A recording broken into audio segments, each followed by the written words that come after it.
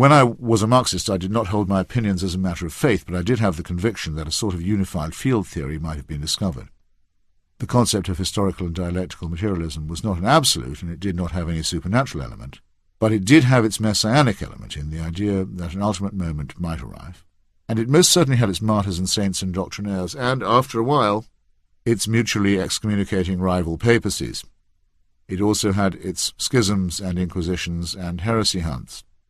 I was a member of a dissident sect that admired Rosa Luxemburg and Leon Trotsky, and I can say definitely that we also had our prophets.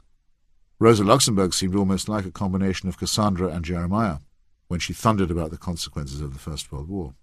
And the great 3-volume biography of Leon Trotsky by Isaac Deutscher was actually entitled The Prophet, in his 3 stages of being armed, unarmed, and outcast. As a young man, Deutscher had been trained for the rabbinate and would have made a brilliant Talmudist, as would Trotsky. Trotsky had a sound materialist critique that enabled him to be prescient, not all of the time by any means, but impressively so on some occasions, and he certainly had a sense, expressed in his emotional essay Literature and Revolution, of the unquenchable yearning of the poor and oppressed to rise above the strictly material world and to achieve something transcendent. For a good part of my life I had a share in this idea that I have not yet quite abandoned. But there came a time when I could not protect myself, and indeed did not wish to protect myself from the onslaught of reality. Marxism, I conceded, had its intellectual and philosophical and ethical glories, but they were in the past.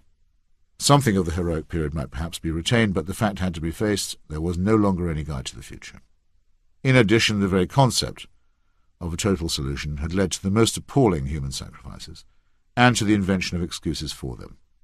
Those of us who had sought a rational alternative to religion had reached a terminus that was comparably dogmatic. What else was to be expected of something that was produced by the close cousins of chimpanzees? Infallibility? Thus, dear reader, if you have come this far and found your own faith undermined, as I hope, I am willing to say that to some extent I know what you are going through. There are days when I miss my old convictions as if they were an amputated limb. But in general I feel better, and no less radical, and you will feel better too, I guarantee, once you leave hold of the doctrinaire and allow your chainless mind to do its own thinking.